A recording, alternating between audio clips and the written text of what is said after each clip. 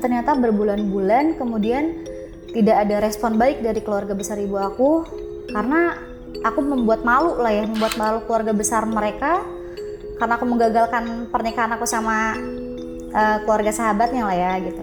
Jadi aku sampai akhirnya aku menikah secara negara, sampai aku membuat resepsi itu nggak ada satupun keluarga ibu aku yang datang. Maaf, kayak berhubungan sama jin di kuburan. Pastinya tuh aku kayak puas banget, berasanya kayak puasnya di kuburan gitu. Sosok kadang jinnya kayak gimana? bukan jin ya, berbentuknya ya manusia yang kayak ganteng banget gitu. Yang jadi gini, suami aku ditunjukkan keburukannya, dia jadi sosok yang baik yang menyelamatkan aku. Habis itu aku diajak berhubungan sama dia gitu, jadi aku mau berhubungan sama dia gitu. Nah itu tuh hampir setiap malam Kak, aku beberapa kali tuh minta cerai. Jadi aku minta cerai sama suami aku, terus aku tiba-tiba kalau pengakuan suami aku nih ya, akunya tuh kayak nggak sadar terus kayak kerasukan ngambil pisau. Aku akan lari ke bawah ngambil pisau kalau aku nggak diturutin cerai, terus aku akan bilang kalau aku akan semua orang di rumah ini.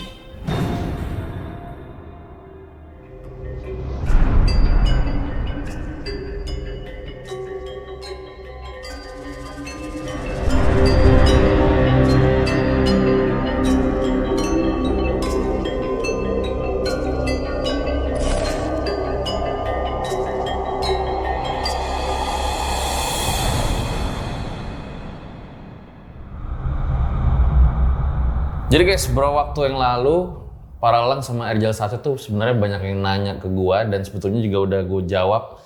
Ada satu video gue bikin khusus dari pertanyaan-pertanyaan kalian. Bang, sebetulnya sihir atau santet itu ada nggak sih? Dalam video itu gue jawab bukan untuk menjelaskan si santet itu ada atau enggak, tapi secara fenomena yang memang ada.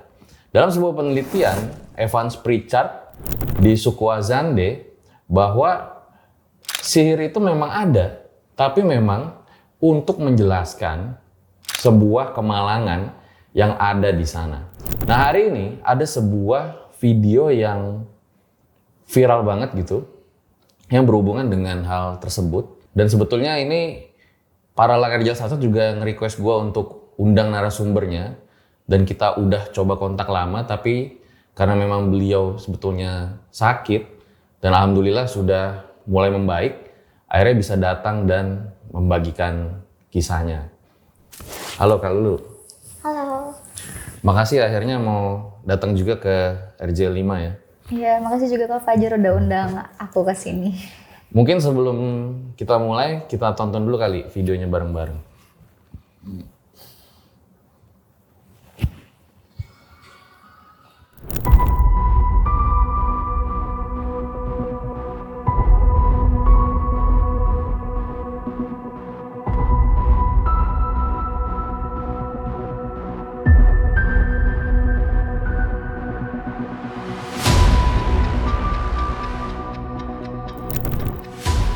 Ini video kan viral banget ya, hampir 10 juta yang nonton. Itu jadi muntah darah sebelumnya tuh selalu kesurupan gitu. Iya bisa dibilang seperti itu sih. Jadi muntah darahnya itu keluar abis kesurupan lah, bisa kayak seperti itu. Jadi setelah kesurupan kayak hampir saling bunuh. Nah, itu baru muntah. Setelah itu setelah sadar muntah darah gitu. Dan pas kesurupan itu nggak sadar? Enggak. Aku pikir aku sadar karena aku kayak merasa masih ada di situ. Tapi ada hal-hal yang ternyata aku juga nggak tahu kalau kayak aku sampai diikat gitu sama orang-orang di rumah gitu. Tapi aku merasa aku masih ada di situ. Cuman ternyata aku nggak sadar karena aku nggak tahu pas bagian aku diikat dan sisanya aku nggak tahu gitu. Awalnya itu sama sekali nggak percaya tentang santet gitu lah ya? Enggak sih ya. Enggak. Karena kita punya benteng ya sebagai muslim, lakukan apa aja untuk menghindari hal tersebut lah ya. Kayak nggak mungkin deh bisa sampai kena santet gitu ya, masa kita selemah itu gitu. Dan emang beneran ya santet itu ada gitu, bukan dibuat-buat gitu. Karena kan banyak dukun yang dibuat-buat kan, kita nggak percaya sama sekali tadinya. Sebelumnya juga nggak pernah mengalami hal-hal yang di luar nurul gitu ya, baru setelah pernikahan? Iya nggak pernah sih, baru ini banget ngalamin kejadian yang aneh, yang sampai yang kayak nggak pernah aku lihat sebelumnya tuh juga kayak sosok-sosok tuh baru banget gitu semuanya setelah menikah ini.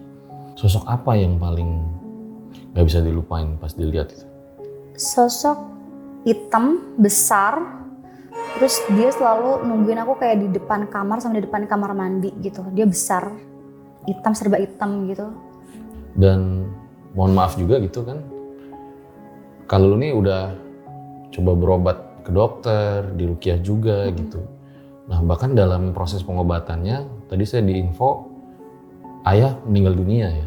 Iya, itu karena beliau yang pertama kali menyadarkan kalau kita bukan ada masalah medis lagi. Kita udah harus dibawa ke orang pinter lah ya ibaratnya gitu. Beliau yang pertama kali menyadari, kemudian baru sekali dua kali diajak untuk berobat ya beliau meninggal gitu.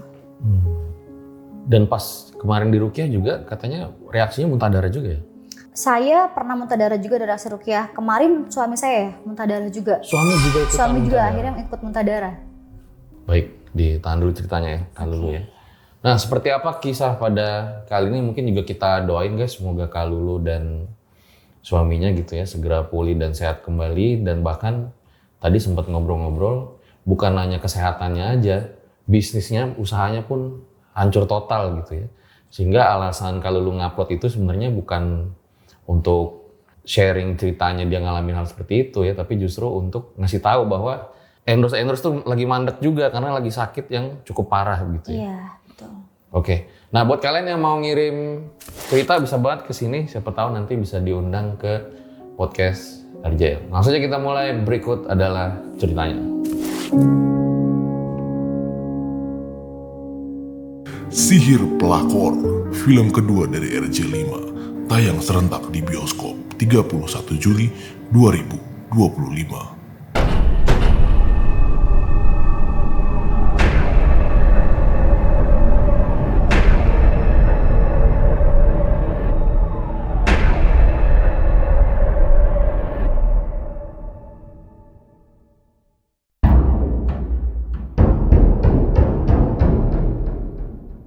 Seperti biasa guys, kalau di RJL nggak ada narasumbernya, kita suruh tambah-tambahin ceritanya. Ya kalau lu boleh ceritain awal mula mengalami kejadian ini tuh seperti apa gitu?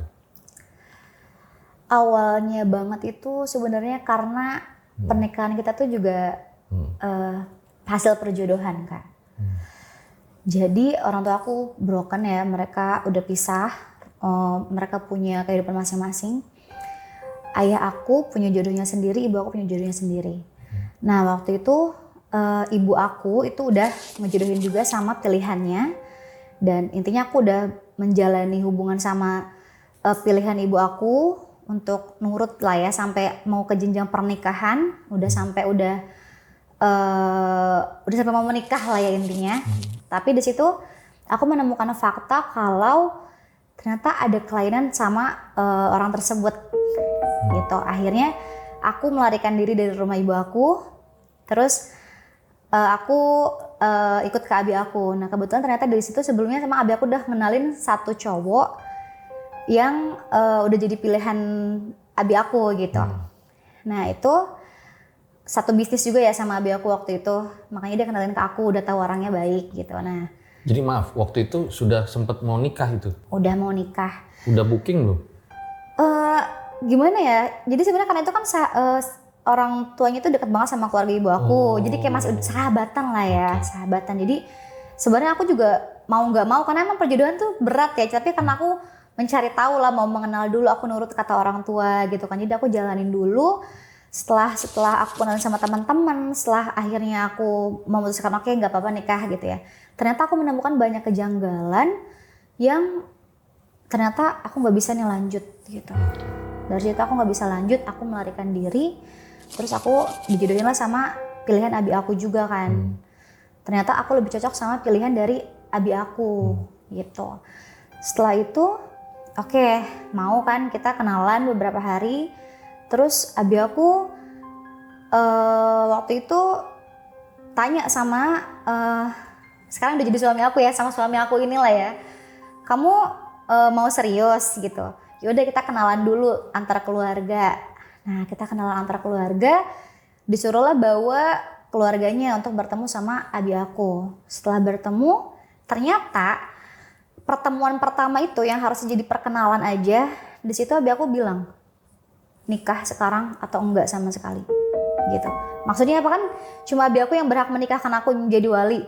Kalau kamu nggak mau nikah sekarang ya udah nggak sama sekali gitu. Karena kamu udah kabur dari rumah ibu kamu, tapi kamu sama aku juga nggak nurut gitu lah ibaratnya ya. Akhirnya nikah kamu sekarang, kalau enggak ya udah nggak usah nikah sama sekali gitu. Kebetulan waktu itu aku emang kayak tertarik juga ya sama suami aku, udah ada chemistry lah, jadi kayak aku mau gitu. Nah di situ tiba-tiba dinikahin. Gimana bapak-bapak, ibu-ibu? Sah? Alhamdulillah. Sebenarnya yang di rumah ibu aku tuh belum aku batalin kan, cuman aku karena kabur aja, mereka nggak tahu kalau aku udah dinikahin nih sama abi aku gitu. Akhirnya kata abi aku, coba mencari restu dalam keadaan halal gitu. Jadi setelah dinikahkan itu kan kamu bisa sambil mencari restu ibu kamu biar bisa menerima suami aku yang sekarang gitu. Tapi di situ kondisinya aku disuruh berpura-pura dulu, disuruh berpura-pura untuk belum menikah lah gitu. Tapi ternyata berbulan-bulan kemudian tidak ada respon baik dari keluarga besar ibu aku, karena aku membuat malu lah ya, membuat malu keluarga besar mereka karena aku menggagalkan pernikahan aku sama keluarga sahabatnya lah ya gitu. Terus ya udah tidak direstui. Jadi aku sampai akhirnya aku menikah secara negara, sampai aku membuat resepsi itu nggak ada satupun keluarga ibu aku yang datang. Dari situlah ibu aku tuh kayak nggak terima lah ya, awalnya nggak terima segala macam, sampai intinya nyumpahin kalau aku nggak bakal langgeng sama suami aku. Disumpahin. Umur pernikahan mereka paling maksimal 2 tahun. Nah dari situ kemudian udahlah aku menikah ya secara resmi gitu kan. Terus tinggal di apartemen. Gila ya, bener ya. Tinggal di apartemen. Dari situ mulai kayak ada yang nggak enak. Ternyata kita sering berantem tuh. Awalnya mikir kayak apa, kenapa kita sering berantem karena nggak dapet restu ya gitu. Jadi apa kita harus perbaiki dulu ya, ternyata nggak juga gitu kan ya setelah berjalannya waktu. Terus di apartemen itu mulanya kan baik-baik aja juga. Tapi tiba-tiba tuh aku dapet teror kak. Terornya tuh mostly dari cewek-cewek yang mungkin dari masa lalunya suami aku ya. Jadi suami aku tuh dulu tuh banyak yang suka gitu loh, disukain sama banyak cewek, apalagi dia tuh royal banget orangnya gitu loh. Nah terus aku dulu punya Instagram juga sampai aku tutup akun, jadi aku vakum selama bertahun-tahun. Kayak baru aktif tuh kayak belum lama ini kan aku aktif lagi di Instagram. Itu karena dulu aku terornya tuh banyak banget masuk DM yang kayak nggak terima aku nikah, sampai banyak hate comment, sampai banyak yang bikin fitnah macem-macem, sampai dibilang aku macem-macem lah pokoknya. Itu di awal pernikahan tuh aku diguncang sama itu. Mirip Jeffrey Nicole ya suaminya. Maksudnya banyak ininya yang nggak rela gitu. Banyak yang nggak rela gitu. Terus suamiku kan orang Jawa ya kak, jadi ceweknya tuh emang banyaknya dari Jawa gitu. Nah dari situ itu gagal ya kan nikah. Nah itu setelah nikah itu teror. Nah di teror itu awalnya kan cuma DM masuk banyak ya. Ternyata itu sampai ada yang masuk ke WA pribadi aku, kayak menyebarkan hal-hal yang buruk lah untuk membuat aku pisah sama suami seperti itu. Terus kemudian nggak lama setelah itu kan udah kita abaikan, kita tutup akun private lah ya, hidupnya udah nggak pernah posting apa-apa. Tiba-tiba yaitu di apartemen tuh sering dapat kiriman makanan. Kita nggak tahu itu makanan dari siapa, karena sebenarnya gini, aku selama awal menikah itu nggak pernah masak sama sekali, yang hampir tiap hari tuh emang tiap hari kita grab food gitu kan. Jadi kita nggak sadar kalau misalnya ada makanan yang memang bukan kita yang pesan gitu. Nah jadi kita grab food tiap hari, tiba-tiba suatu hari aku sama suami ada di rumah gitu kan. Nah sama-sama nerima pesanan dari bawah tuh ada kopi gitu kan. Oh ini siapa yang pesan gitu. Ternyata nggak ada. Terus pernah lagi dapat pesanan kayak ricis, ayam ricis gitu kan, tapi bukan kita yang pesan gitu, nggak ada kayak gitu. Terus banyak loh makanan-makanan kayak gitu yang dikirim ke apartemen tapi bukan kita yang pesen gitu. Nah mungkin kalau orang bilang ada yang kemakan sama kita karena kita nggak sadar. Karena aku pesan GrabFood ya hampir tiap hari dan kadang aku sama suami jarang saling ada di apartemen gitu. Terus ya dari situ sih Kak mulai banyak hal-hal yang aneh kayak di apartemen tuh mulai ada suara-suara kayak di kamar mandi tuh sering ada suara aktivitas kalau malam, kayak ada yang mandi, kayak ada yang apalah gitu. Sempet buka tuh lihat. Yang mandi malam-malam dibuka kamar mandinya. Dibuka tapi nggak ada. Kan jadi tuh awalnya banget tuh aku yang ngalamin. Terus aku bilang aku mulai sekarang nggak mau ditinggal pergi malam-malam gitu. Karena suami aku tadinya nggak percaya juga dong gitu. Terus pas waktu itu kita kayak bareng-bareng denger, oh iya bener yang di kamar mandi. Dibuka nggak ada. Akhirnya yang tadi ada suara air sama dia juga nggak ada sama sekali gitu. Itu awalnya. Tapi kita masih denial lah ya kayak oh ya udah cuma sugesti, masih nggak ada apa-apa gitu. Nah dari situ anak pertama lagi kita memutuskan pindah deh ke rumah gitu.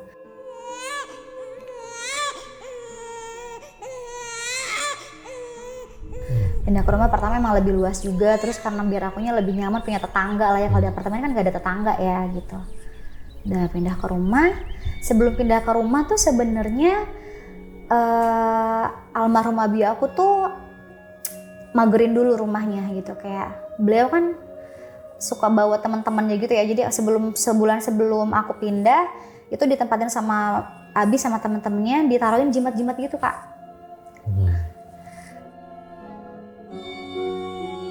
Apa ya kayak dia tuh ditaruh di ayat-ayat gitu di dalam botol-botol kecil, terus disebar di seluruh rumah, kayak ada yang digantung, ditempel, banyak banget gitu. Dia bilang itu kayak penjaga karena rumahnya kurang bagus gitu. Tapi kamu sebenarnya nggak percaya juga? Enggak, ya itu kadang pernah ada satu yang aku buang kalau ketemu gitu ya aku buang, karena kan aku malah pahamnya kayak gitu bisa mendatangkan sesuatu ya malahan. Jadi kalau aku ketemu aku buang gitu, cuman ternyata beliau taruhnya banyak gitu, banyak taruh di beberapa sudut rumah tuh ditaruhin gitu sebelum kita tempatin, katanya itu pagar. Kita nggak percaya dong. Nah dari situ tuh mulai awalnya kan pernikahan kita yang 2 tahun itu meledak aku. Mulai dari situ. Jadi kan sebenarnya kayak aku disumpah sama ibu aku kalau pernikahannya nggak akan lebih dari 2 tahun ya. Nah dari situ kok pas juga di situ aku juga meledak dalam artian aku mau menghentikan pernikahan juga gitu di situ. Nah dari situ tuh abi aku tuh mulai sadar kok ini anak cekcok terus gitu. Lu gila ya, bener ya? Apa lu? Terus kan jadi gini, sebelum itu aku sering cekcok sama suami aku. Nah setiap cekcok, setiap berantem hebat itu tiba-tiba abi aku di depan rumah. Kayak aku nggak tahu gimana dia bisa mendeteksi kalau aku lagi berantem, tapi setiap kali aku cekcok beliau pasti ada di depan rumah. Alasannya mau ketemu cucunya lah apalah gitu, tapi pasti ada di depan rumah. Nah akhirnya setiap beliau datang kan kayak beliau menyadarkan kita ya, kamu berantem terus kan banyak masalah kayak gini tuh kenapa gitu. Akhirnya beliau yang kayak bilang kalian ini bukan ribut biasa lagi deh gitu, kalian nih terjadi sesuatu deh gitu di luar nalar lah ya kalau yang dilihat sama abi aku waktu itu gitu. Terus barulah abi aku sadar, kita berobat ke orang pintar Kak. Dari situ mulainya kita juga nggak mau ya awalnya, kayak apa sih namanya juga menikah ada pertengkaran gitu kan. Namanya juga menikah ada pertengkaran ya wajar lah gitu kan, kalau mau sampai cerai ya namanya juga lagi berantem gitu kan, awalnya gitu aja. Terus ternyata kayak nggak bisa, mereka paksa ayah aku tuh paksa gimana aku sama suami tuh pokoknya pergi ke orang pintar gitu. Akhirnya dipaksa dibawa ke orang pintar, kita pengobatan pertama kali ternyata bener. Waktu di orang pintar itu aku sempat kayak ngamuk juga Kak, kayak ibaratnya diruqyah lah ya.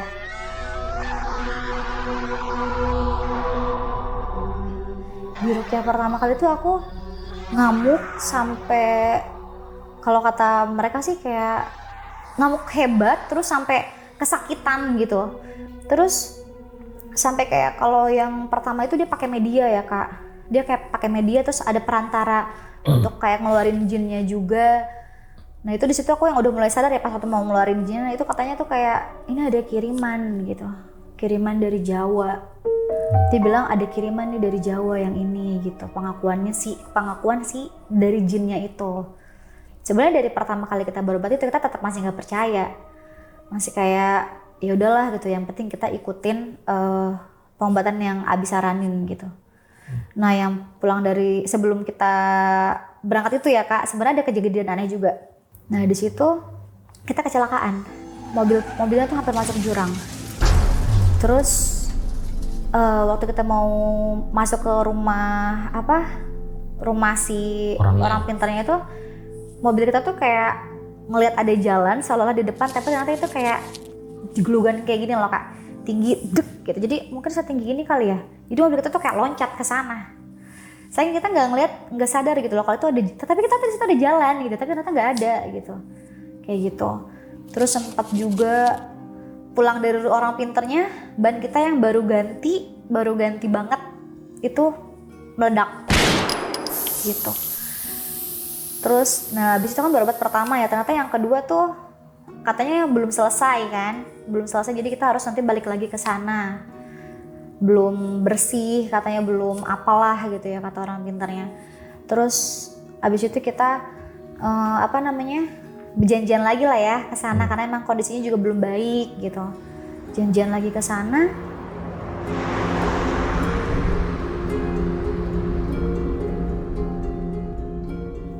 Yang kedua kalinya itu aku sakitnya tuh di kepala sama gigi. Diobatin tuh aku sampai kayak jungkir balik kayak orang lagi sakit gigi. Dan itu dari situ beliau bilang, oh ini tidak bisa cuma ditangani seperti ini, harus dimandiin. Harus dimandiin pakai kembang 7 rupa, harus pakai ritual-ritual katanya, gitulah ya istilahnya ritual. Tapi abi aku di situ nggak setuju. Abi aku bilang, wah kalau udah ada ritual-ritualnya lebih baik nggak usah gitu. Lebih baik nggak usah, jadi kita putus tuh sama orang pintar yang di situ karena abi aku nggak setuju. Tapi pulang dari situ rasa sakit di kepala sama gigi aku tuh lebih sering intens keluar lagi gitu Kak. Apalagi kalau aku lewat kayak sungai. Jadi setiap aku lewatin sungai itu pasti sungai atau kayak aliran air yang besar gitu ya, aku pasti kayak sakit gigi gitu. Sakit gigi sakit sampai kayak jungkir balik lah gitu setiap lewatin itu.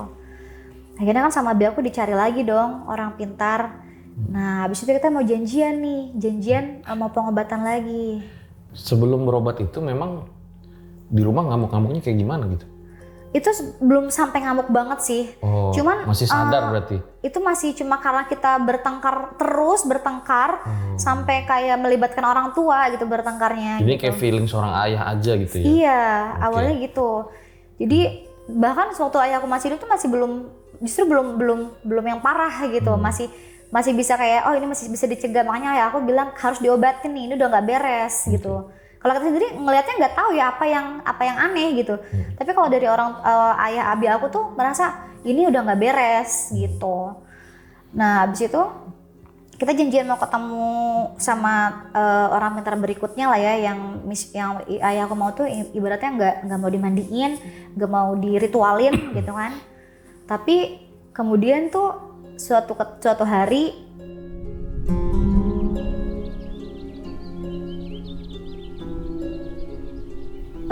ibu aku sakit, ibu suami aku sakit, terus ayah aku sakitnya berbarengan.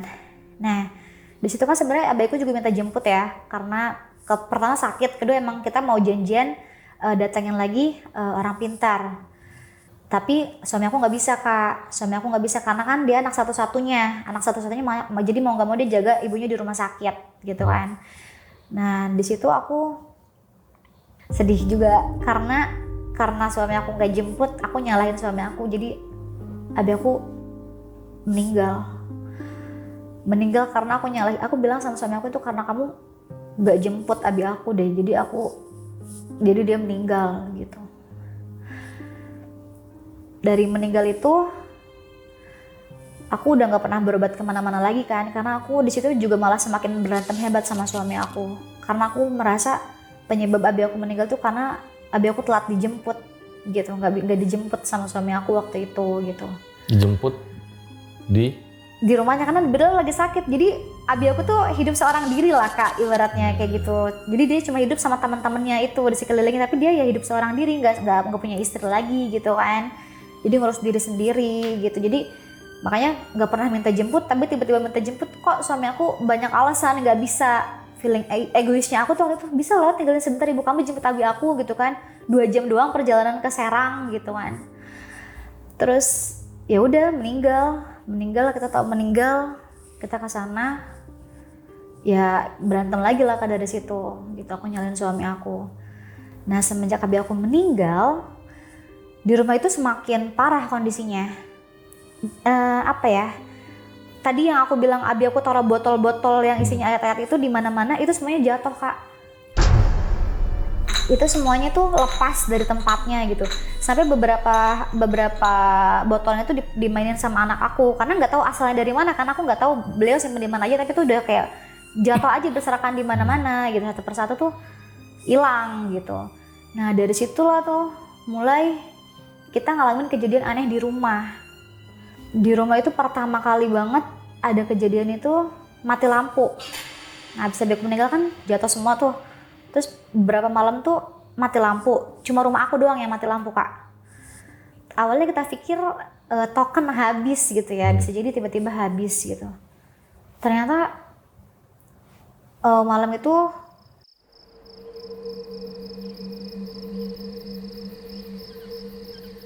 kita bangun bareng-bareng karena AC mati lah ya, ngerasa panas. Terus kok kita manggilin mbak lah, jadi kamar mbak aku tuh di sebelah kamar aku, karena kan aku punya bayi ya, biar kalau teriak tuh gampang lah ya.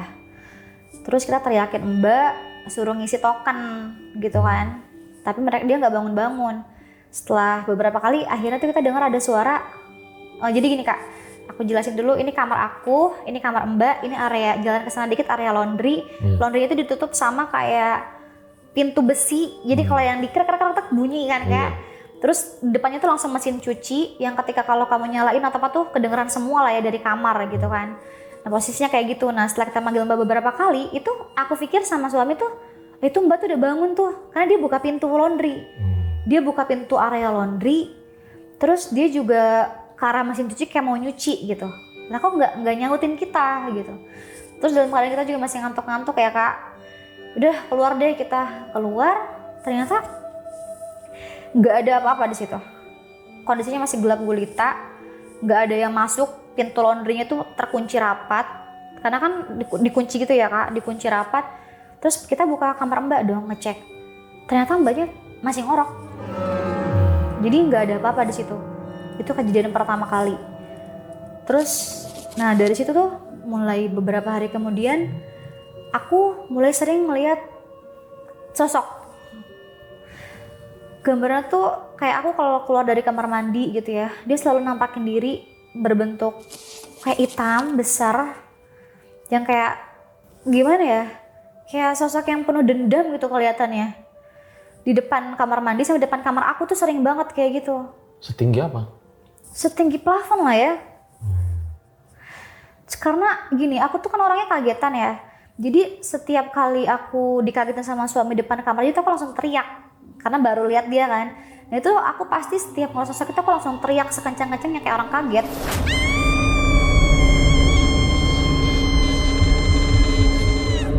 Ini nanti orang-orang tuh akan nyamperin aku, kenapa gitu. Terus suami aku sering banget ngeliat aku kayak gitu. Setinggi plafon terus berbulu gitu? Iya, jadi dia berbulu terus kayak apa ya, rambutnya kayak rambutnya keribo gimana ya, pokoknya besar. Aku ngeliatnya ada rambutnya gitu sih, ada rambutnya, justru aku nggak bisa lihat wajahnya karena rambutnya tuh nutupin gitu sih Kak, besar banget pokoknya dia. Dan itu yang sering banget aku lihat setiap kali aku ngejerit gitu, kaget gitu, itu sering banget di rumah gitu. Kayak nah abis itu Kak, aku tuh jadi sering banget tuh lihat sosok hitam itu. Besoknya kalau aku keluar dari kamar, kebetulan kan di depan kamar aku tuh kan tangga ya, itu aku suka lihat ada sosok itu juga gitu. Terus aku misalnya aku turun ke dapur dalam malam juga, itu pasti kondisinya malam itu pasti sosok itu juga ada di pojokan dapur gitu. Nah itu di beberapa titik di rumah tuh aku sering lihat. Di situ hilang gitu, pas lihat Hilang. kesana lagi udah nggak ada. Nggak ada. Besoknya juga kayak jadi aku kan jadi penakut ya Kak akhirnya. Jadi kayak aku kalau ke kamar mandi minta diantar gitu.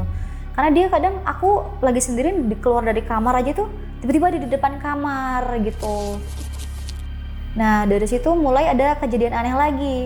Setelah sosok hitam yang pertama datang itu sebenarnya mbak aku tuh pada laporan pagi-paginya. Di kamarnya itu ada bercak-bercak darah yang nggak tahu asalnya. Kalau misalnya katanya haid atau apa kan aku cek ya mereka ya. Mereka aku cek nggak ada yang terluka tubuhnya, nggak ada yang lagi haid juga nggak ada gitu. Jadi ya udah itu bercak darah tuh dari arah pintu ke arah jendela itu ada tuh bercak-bercak darah entah dari mana gitu. Cukup banyak lagi waktu itu. Terus yang aneh lagi setelah itu tuh aku pertama kali ngeliat dia sosok hitam itu ada di dapur, itu aku juga berbarengan ada suara kaca pecah. Jadi di ruang TV aku tuh ada kayak lemari TV gitu ya, lemari buffet TV ya Kak. Itu kacanya retak, tiba-tiba retak. Terus lantai tiba-tiba retak juga kayak gitu.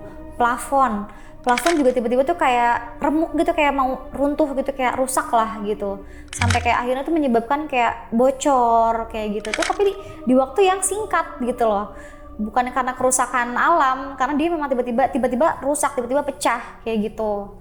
Yang aneh tuh pohon bidara, kan akhirnya kita beli bidara ya Kak. Kita beli bidara untuk percayanya untuk melindungi lah ya juga katanya gitu kan, kita dengerin saran-saran orang. Bidara yang tadinya subur tumbuh di depan rumah itu akhirnya dia tiba-tiba dimakanin semut sampai habis. Terus tiba-tiba tinggal batangnya aja. Yang tadinya lebat banget sisa batang. Terus kaktus kan sebenarnya kita nggak kasih air dia juga nggak apa-apa ya. Sekuat itu kan pohon kaktus. Itu kaktusnya juga belum lama lagi hidup di rumah kita gitu. Itu kaktus tuh pada mati semua yang kita beli. Sampai pada kayak lembek, hancur semualah gitu. Terus cicak tuh udah kayak hama di rumah. Udah kayak nggak terkontrol lagi, di mana-mana tuh bener-bener cicak semua. Terus semut hitam itu bener-bener kayak menuhin rumah juga. Semut hitam kecil gitu. Terus yang paling parah, apa binatang berbisa tuh namanya? Kelabang itu Kak, ya Allah itu benar-benar membahayakan banget Kak, itu banyak banget keluar. Dari yang sebenarnya awalnya kita menyadari kayak 1-2 keluar kecil-kecil ya. Oke lah, masih aman ya awalnya. Belakangan itu tuh pas setelah kejadian tuh si kelabang berbisa tuh banyak banget Kak keluar, gitu gede-gede gitu keluar. Segede apa? Kayaknya segini-segini nih Kak. Gede. Terus awal-awal kan dia keluar kecil-kecil segini ya. Terus tiba-tiba tuh dia kayak gede-gede gitu Kak, keluar gede-gede gitu. Jadi kan aku kan punya anak kecil lah di rumah. Jadi akhirnya setiap ada itu langsung kita geprek, karena saking banyaknya dia keluar terus gitu, nggak tahu dari mana itu. Di lantai atas, di lantai bawah dia keluar kayak gitu dari. Kadang kita ngeliat dia keluar dari sela-sela kayak gitu. Terus apa ya? Pokoknya yang paling parah setelah kejadian itu tuh pertengkaran aku sama suami sih Kak. Jadi aku beberapa kali tuh minta cerai. Jadi aku minta cerai sama suami aku. Terus aku tiba-tiba kalau pengakuan suami aku nih ya, akunya tuh kayak nggak sadar terus kayak kerasukan ngambil pisau. Aku akan lari ke bawah ngambil pisau kalau aku nggak diturutin cerai. Terus aku akan bilang kalau aku semua orang di rumah ini. Dan di situ tuh setiap kali aku ngamuk, ya suami aku tuh langsung kayak panggil mbak aku tuh tolong ya jauhin anak-anak aku gitu, dibawa gitu kata suami aku. Terus aku nggak tahu ya kan, di situ sebenarnya aku nggak sadar. Jadi aku tuh juga dapat cerita dari suami aku sama mbak ya. Jadi di situ aku udah suami aku sama orang-orang di rumah pegang pisau ngamuk sampai suami aku tuh mau ngerebut pisaunya dari aku dan akhirnya beliau juga kena sayatan dari pisau itu karena mau rebut pisau itu dari aku kan Kak. Terus akhirnya di situ katanya aku juga diikat. Jadi aku diikat, bener-bener diikat sampai nggak bisa ngapain, sampai cuma bisa teriak sama ngamuk gitu Kak. Gitu katanya di situ suami aku juga bilang tenaga aku tuh besar banget sampai ya harus beberapa orang yang ngikat gitu. Nah di situ abis diikat itu aku biasanya baru sadarnya tuh suami aku bakal nyamperin katanya kalau aku udah nangis. Itu nangis, terus nangis aku tuh sampai sesegukan, batuk. Di situ aku muntah darah Kak. Jadi mungkin tuh dibilang setelah sadar gitu ya, aku muntah darah kayak gitu. Dan itu tuh kejadian udah beberapa kali. Yang kejadian yang setelahnya lagi itu aku ada ngancurin akuarium punya suami aku waktu itu. Tapi karena aku nggak berhasil dia, aku mau aku sendiri Kak, ini sampai ada bekasnya. Nih, sayatan bekas pisaunya. Ih, bekas kaca. Kaca. Menghilangkan nyawa sendiri. Iya, karena aku bilang kalau kamu nggak mati, aku yang mati gitu. Sadar itu? Enggak, itu aku diceritain sama suami aku sama sepupu aku. Nggak sadar, jadi aku bener-bener ngancurin area akuarium suami aku hancurin semua, terus kayak dia udah sampai hancur kan, tapi dia nggak berani mendekat karena aku udah ngancurin banyak kaca gitu kan di depannya. Tapi dibantu sama sepupu aku, akhirnya dia mau ambil aku kan, tapi karena merekanya mendekat, akunya katanya tidak aku kayak mau aku sendiri gitu, karena mereka berani mendekat. Sampai berhasil ketangkep, aku diikat lagi di situ. Jadi diikat lagi, ya ditunggu sampai reda lagi kayak gitu. Nanti aku muntah darah lagi habis ngamuk itu katanya. Banyak itu muntah darahnya? Banyak sih, ya lumayan ya. Dibilang banyak ya lumayan lah segitu. Ya aneh kan, maksudnya setelah itu muntah gitu. Karena bisa kayak muntahnya tuh kayak abis nangis. Mereka tuh tahu aku udah sadar katanya kalau aku udah nangis. Jadi tenaganya udah nggak ada, terus aku nangis. Biasanya nangis kan sesebukan gitu kan. Sesebukan sampai batuk-batuk, nah itu batuknya sampai muntah darah gitu. Tuh, itu terjadi beberapa kali yang sampai kayak aku mau ya. Nah, dari situlah Kak kita mulai kayak baru mau melakukan pengobatan lagi gitu kan ya. Karena sadar ternyata ini udah bukan main-main lagi nih gitu kan. Tapi aku udah waktu itu sekali lagi melakukan pengobatan ya Kak. Nah tapi setelah pengobatan itu malah aku semakin membenci suami aku. Jadi aku malah semakin dikasih mimpi-mimpi buruk yang buat aku semakin benci sama suami aku. Kayak ibaratnya semua hal yang bisa membuat aku benci sama suami itu ditampilin di mimpi aku gitu. Tapi ternyata itu benar-benar ada terjadi di dunia nyata, tapi udah lampau gitu loh.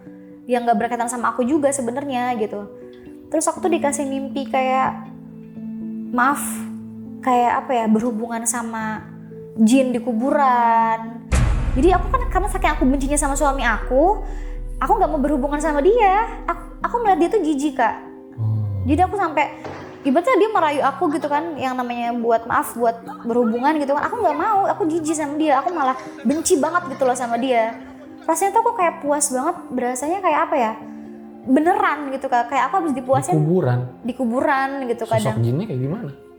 Bukan jin ya, berbentuknya ya manusia yang kayak ganteng banget gitu, yang intinya dia lebih menunjukkan di mimpi itu tuh kalau jadi gini, suami aku ditunjukkan keburukannya, dia jadi sosok yang baik yang menyelamatkan aku.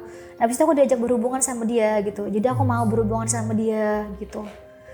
Nah itu tuh hampir setiap malam Kak.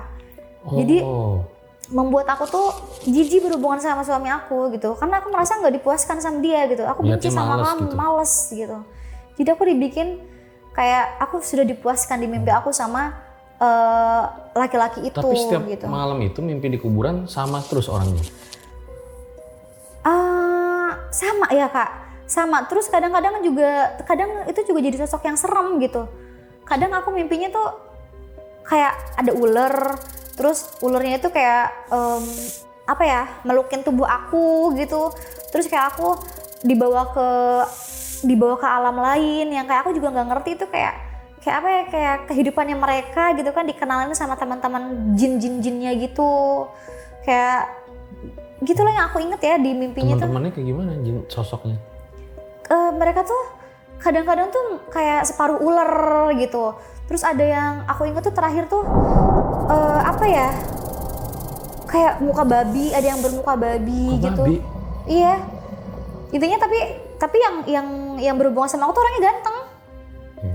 Ganteng ya, makanya aku mau gitu kan. Jadi seolah-olah kayak aku dipuasin sama dia gitu.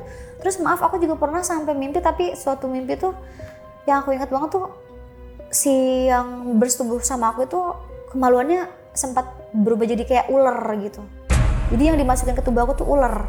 Jadi kayak aku berhubungan sama, maaf, kelaminnya tuh ular. Pernah sampai kayak gitu. Dan itu tuh kayak aku inget banget karena setiap bangun tuh aku langsung kayak merasa itu nyata Nyata Kak. banget. Nyata karena aku ngerasa kalau dari segi tubuh aku ya, itu tubuh aku tuh kayak bener-bener kayak abis melakukan hubungan juga gitu. Makanya ngeliat suami aku tuh aku nggak mau, aku jijik sama dia gitu. Kayak aku bilang sama suami aku nggak bisa ya, aku nggak mau gitu, aku nggak mau jadi istri kamu gitu. Aku sering bilang kayak gitu malah. Sadar itu. Sadar karena aku bilang aku jijik sama kamu. Karena nyaman sama yang di mimpi. Karena nyaman sama yang di mimpi dan di mimpi tuh aku ditunjukin keburukan-keburukan suami aku. Oh. Jadi ibaratnya aku nggak tahu apa-apa nih tadinya, tapi kayak maaf aib suami aku tuh dibuka di mimpi itu sama si yang di mimpi itu Kak. Jadi kayak aku udah ngebayangin dia, aku nggak mau deh gitu. Terus kayak aku udah dapetin yang aku mau juga dan aku udah puas gitu. Jadi kayak buat apa aku berhubungan sama kamu? Aku nggak mau gitu. Dari situ. Tapi ini kisah kakak ini mirip banget kayak pengantin setanku loh. Pernah tahu nggak tentang pengantin setan? Pengantin setan tuh ya kayaknya Ada tuh kisah nyata juga di podcast narasumbernya cewek juga. Nah dia selama 13 tahun mimpi seperti itu. Nah dia berantem terus sama suaminya. Waktu itu viral banget kisahnya. Nah akhirnya jadi novel. Terus kemarin jadi film. Oh iya. Iya. Nah tapi mungkin sebelum kita bahas lebih lanjut. Jadi setelah mimpi-mimpi itu gimana? Ya itu aku bilang tadi, aku tuh makin benci sama suami aku gitu. Tapi sebenarnya suami aku tuh kayak kalau dibilang pernikahan kita tuh baik, aduh hampir sempurna banget lah Kak. Kayaknya aku tahu deh kalau film Kakak tuh kan kayak dia hubungannya sama suaminya gak baik ya.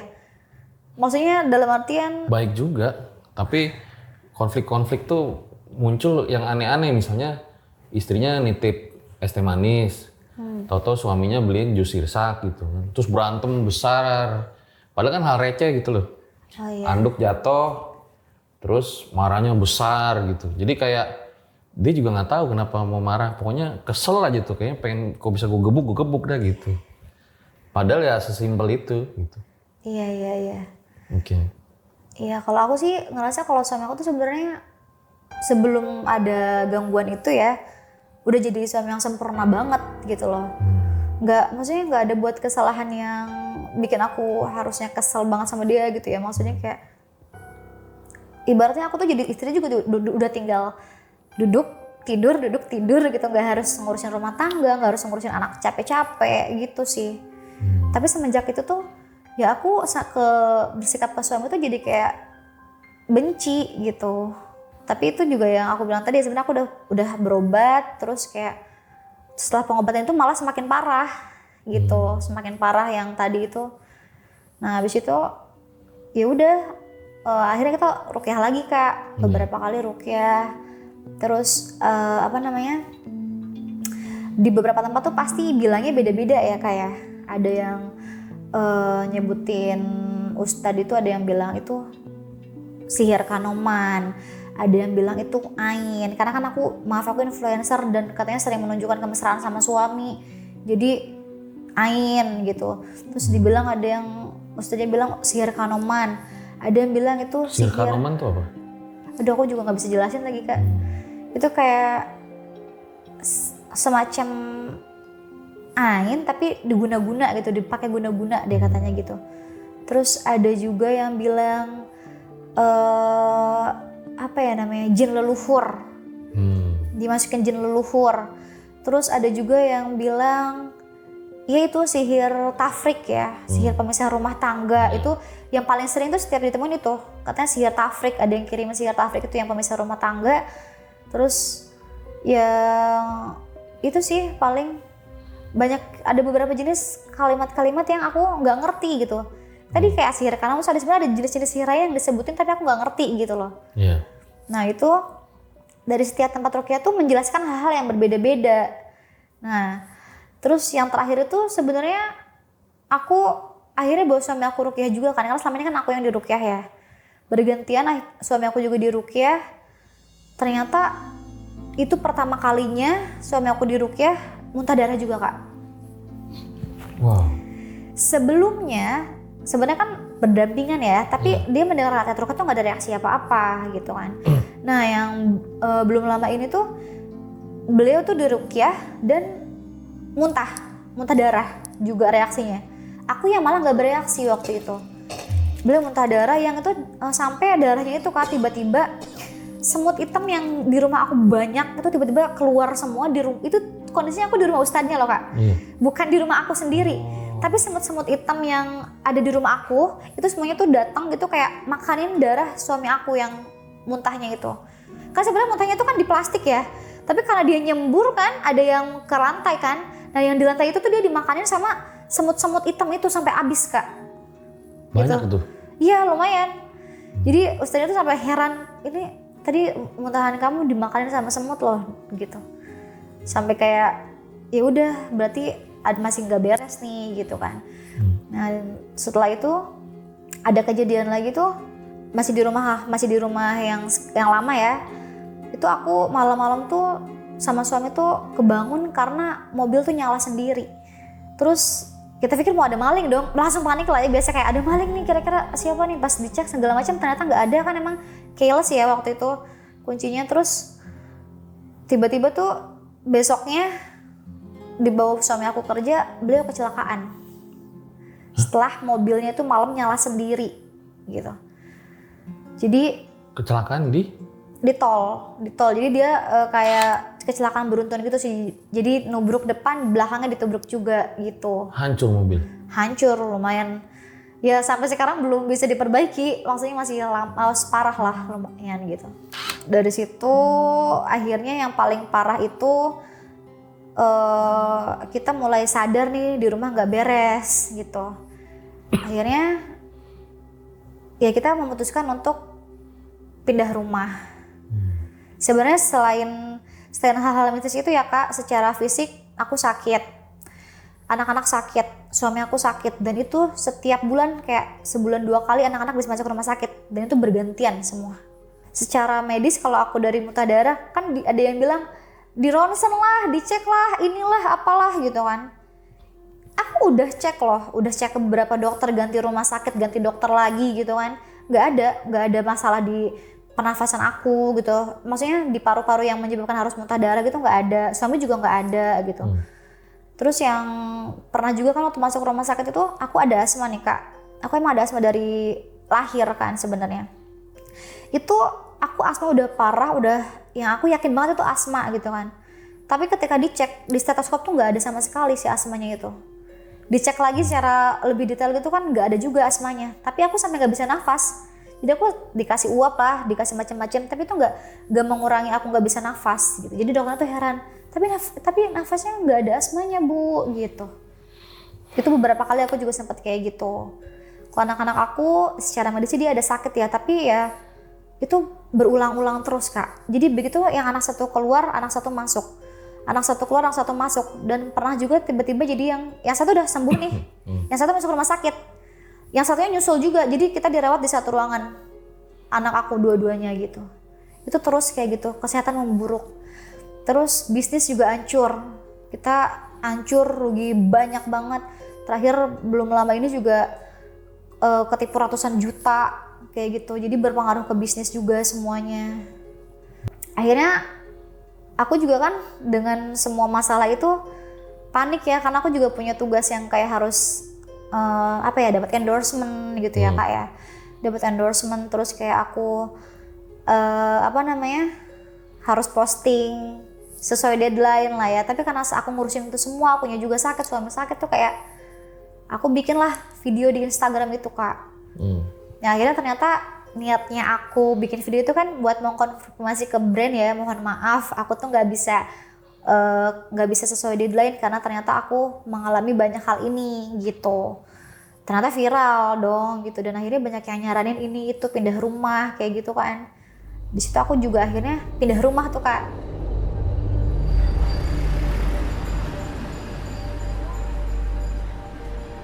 Jadi dari situ aku memutuskan untuk pindah rumah ya Kak, karena ternyata banyak banget yang mencelakai kan di rumah itu. Kita mulai pindah rumah, semua barang-barang kita mulai cicil pindahin ke rumah yang baru. Terus jadi anak-anak udah aku pindahin, tapi sebagian barang tuh ada yang belum juga kan. Terus beberapa kali tuh kita harus balik ke rumah lama karena mau ambil barang gitu kan. Nah suatu ketika tuh aku udah diperingati sama beberapa orang pinter lah ya, jangan kembali lagi ke rumah itu gitu. Jadi waktu itu aku terpaksa ya maghrib lagi itu, maghrib harus kembali ke rumah lama karena ada barang berkas penting yang ternyata belum kita bawa gitu. Kita balik ke situ kondisinya tuh udah gelap lah, udah nggak ada barang-barang sebenarnya. Nah begitu aku datang masuk ke rumah itu aku langsung muntah Kak. Aku bereaksi muntahnya tuh sampai kayak 1 halaman depan rumah aku tuh penuh sama muntahan aku yang nggak berhenti. Itu lama Kak, jadi aku muntah tuh bener-bener kayak keluar semua banyak yang nggak ada berhentinya. Padahal itu aku juga nggak habis makan banyak gitu. Jadi aku nyampe situ bener-bener maghrib aja aku muntahin itu semua di depan rumah. Begitu kita masuk ambil barang, itu kita juga kayak dikejar-kejar sama orang yang di atas. Jadi kita dengar suara-suara waktu itu kayak orang lari-larian mau ngejar kita, karena kita juga turun dari atas kan, lari-larian mau ngejar kita dari atas rumah gitu. Nah dari situ udah lah ya, kita memutuskan untuk tidak akan pernah berhubungan lagi sama rumah itu. Kita pergi bawa barang tadi yang tertinggal, kita sambil berobat lagi, ruqyah lagi sampai sekarang, pindah ke rumah baru. Tapi ternyata di rumah baru itu juga belum berakhir. Awalnya kita pikir oke, berarti ada dari rumahnya gitu kan, karena emang kebanyakan saran disuruh pindah rumah gitu. Ternyata pas kita pindah ke rumah baru, suami aku tuh kan bangun paling pagi ya, karena beliau wajib sholat subuh ke masjid gitu kan. Bangun sholat subuh ke masjid, jadi beliau bangun paling subuh lah ya di rumah. Nah itu beliau itu juga sering mendengar suara-suara aneh ternyata di rumah baru juga gitu. Dan ada beberapa orang yang bilang memang sebagian dari hal-hal tersebut tuh udah masuk ke dalam darah aku gitu, makanya kebawa gitu, ada yang masuk ke dalam darah aku, bilangnya gitu. Terus suami aku tuh juga di rumah tuh sering linglung belakangan ini di rumah baru, jadi malah cenderungnya jadinya pindah ke suami gitu kalau aku ngerasanya, tapi aku nggak ngerti deh. Jadi semenjak pindah ke rumah baru tuh bukannya hilang, ternyata masih ada lagi, belum selesai gitu. Suami aku di situ juga kan, suami aku yang di ruqyah juga lebih sering kena efeknya, yang muntah lah apalah gitu. Di akunya malah kayak udah nggak ada efek, tapi cenderung malah cuma kayak ringan-ringan aja gitu. Di rumah baru masih mimpi juga? Masih mimpi aku, masih mimpi di rumah baru tuh. Jadi suami aku sih yang sering dengar kalau aku malam itu ngigo ya katanya. Ngigonya tuh kadang yang ketawa kencang, terus teriak, kadang nangis gitu. Dan itu suami aku tuh bahkan berusaha ngebangun aku tuh nggak bisa gitu. Jadi itu sering banget didengarin sama suami aku. Jadi dan itu masih terjadi sampai sekarang pindah rumah.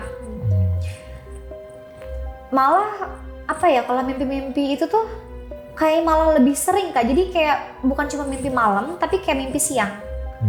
Jadi kalau aku tidur siang, jadi aku tuh kebawa juga. Si lelaki tampan itu? Iya, tapi lebih seringnya lagi buruk Kak, kalau di rumah baru malah. Maksudnya mimpi buruk, bukan mimpi yang... Kemarin kan mimpinya kayak aku dipacarin sama laki-laki itu kan. Kalau di rumah baru tuh cenderungnya aku lebih kayak mau dicelakain terus. Tapi masih ada juga tuh mimpi-mimpi berhubungan tuh masih ada gitu. Cuman lebih banyaknya tuh kayak mau mencelakai aku. Jadi kayak aku dibawa kemana sampai mau ada ular-ular gantung semua di atas pohon tuh mengelilingi aku. Terus aku dibawa lagi ke dalam kuburan. Jadi kayak aku dikubur hidup-hidup gitu, terus dikelilingi sama ular-ular. Itu mimpi-mimpi terakhir aku di rumah baru tuh kayak gitu. Itu suami aku tuh jadi linglung. Jadi banyak linglungnya di rumah baru. Intinya mimpinya juga belum berakhir ya kayak, dan ya semuanya belum berakhir sih. Tapi sudah mulai membaik banget gitu kan. Terutama di muntah darah itu. Iya, aku udah nggak pernah, dan aku juga nggak pernah sampai, kalau suami aku bilang kerasukan ya, nggak pernah lagi. Anak-anak aku udah kesehatan udah membaik, aku juga kesehatan yang membaik, suami aku juga membaik, tapi banyak hal yang ternyata belum selesai gitu. Para Lang sama Rizal Saset mungkin juga pengen tahu gitu ya. Atau mungkin nanti bisa ada yang membantu gitu ya. Boleh banget komen di bawah biar nanti kalau lu bisa baca komen-komennya gitu. Sama ibu tapi sudah sempat minta maaf? Udah berkali-kali kita udah minta maaf, udah kesana, tapi beliau selalu menolak sampai sekarang.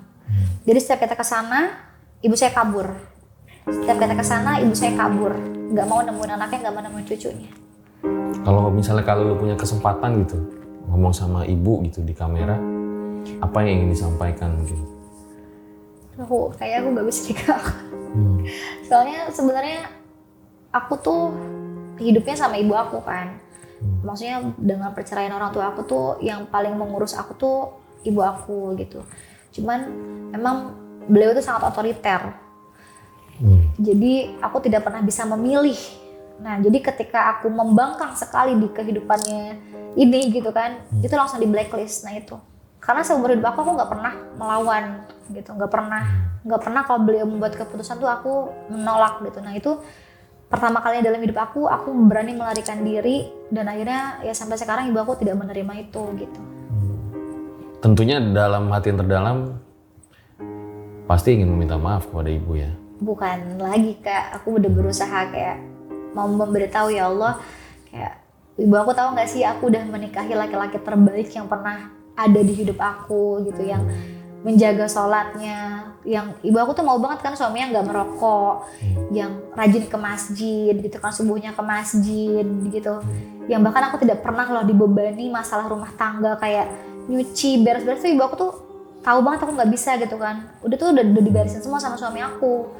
Nggak pernah dipaksa ngurus anak gitu. Kalau aku males ya udah dibiarin, aku nggak mau masak udah dibiarin gitu. Makanya dari dulu aku bilang awal nikah aja aku GrabFood terus gitu kan. Sedimanjain itu aku sama suami aku. Tapi ibu aku nggak tahu ibu aku tahu apa enggak, tapi beliau tuh malah mikirnya tetap aja suami aku tuh jelek gitu. Makanya di awal kan disebarkan malah rumor suami aku melet aku gitu. Jadi ibu aku masih terdoktrin sampai sekarang kalau aku mau menikah sama suami itu karena dipelet gitu. Karena sebelumnya anak ini nurut gitu loh, apapun yang ibunya mau ya diturutin gitu. Seenggaknya mungkin kalau aku nggak menikah sama suami aku ya udah nggak kabur juga gitu. Tapi ibu aku menyebarkan rumor ke seluruh orang suami aku melet aku sampai sekarang gitu.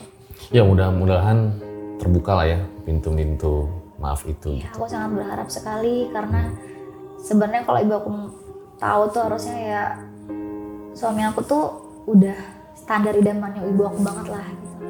Dan yang sangat aku harapkan juga tuh ya suami seperti ini gitu kan, yang mungkin ibu aku tuh trauma kan ya karena perceraian sama suaminya gitu, sama ayah aku gitu. Jadi tidak ingin anaknya seperti tidak beliau, ingin seperti itu gitu. Ternyata kakak juga udah sering ke psikolog, psikiater gitu ya? Itu udah sering banget ya dari awal nikah, emang kita juga datang gitu kan, karena merasa sebenarnya tanpa ada masalah pun kita memang perlu ya yang namanya konsul untuk memperbaiki dan lebih baik lagi gitu. Sering banget sampai sekarang masih, jadi beriringan. Jadi medis dan non medis tuh semuanya kita lakuin gitu kan. Ada nggak sih yang dipikirin selain pernikahan gitu, yang pikiran gitu? Selain pernikahan? Kalau tadi kan pernikahan aman-aman aja gitu, maksudnya suami yang mengganjal gitu, kayak saya itu ada juga gitu yang luka mendalam yang sulit buat dilupain gitu. Kadang kalau lagi galau pikiran gitu. Kadang kalau nonton film relate suka sedih, anjir nih gue banget nih gitu. Tapi ketika kita sudah berdamai gitu lepas gitu. Tapi once kadang lagi ingat gitu. Ada nggak sih? Ada sih sebenarnya, kayak ya salah satunya masalah sama ibu aku itu ya. Mau nggak mau kan ya aku hidup sama beliau udah ya lama ya gitu. Tiba-tiba harus putus dengan cara seperti itu kan juga menyakitkan ya buat aku juga gitu. Itu salah satunya. Dan memang sebenarnya aku tuh juga dari dulu pernah sampai minum obat karena trauma dari pernikahan orang tua aku. Obatnya? Maksudnya dari psikiater. Oh iya. Psikiater gitu, karena orang tua aku tuh juga ada konfliknya tuh berat. Dalam artian mereka kayak sampai ada KDRT gitu segala macem lah. Jadi aku tumbuh di keluarga yang kayak gitu. Tapi buat aku sih kayak akhirnya dapet suami yang sebaik ini ya. Jadi aku nggak takut lagi gitu. Cuman itu yang membuat aku memang kayak masih ada lah kalau keinget gitu ya. Masih ada yang bikin aku kayak kalau ingat ibu aku pengen kembali gitu. Tapi masalahnya ibu aku tuh bilang gini, kalau kamu kembali sama aku cerai. Ya mudah-mudahan ketemu titik tengahnya lah ya. Iya, aku berharap sih beliau bisa memaafkan aku dan bisa berhubungan baik lagi gitu. Kita doain lah guys ya, para Angel Satu semoga ketemu titik tengahnya, terus usaha dari Kak Lulu juga bangkit lagi, bisa sehat lagi, suaminya juga bisa sehat lagi gitu ya, mudah-mudahan ya. Oke, makasih Mbak Lulu ya sudah datang dan bercerita. Terima kasih banyak juga Kak Fajar. Itu deh guys, akhir dari episode ini ya. Dan kalau lo gue selalu bilang sama lo bahwa fenomena santet, fenomena sihir itu bukan orang nantangin santet terus disantet gitu. Justru fenomena itu muncul dari orang terdekat gitu, orang yang dirasa paling dekat, dan biasanya di situ terjadi pengkhianatan gitu, sehingga akhirnya bisa ada potensi sihir atau santet tersebut. Gue Fajar Aditya, RJ5 undur diri. Ciao.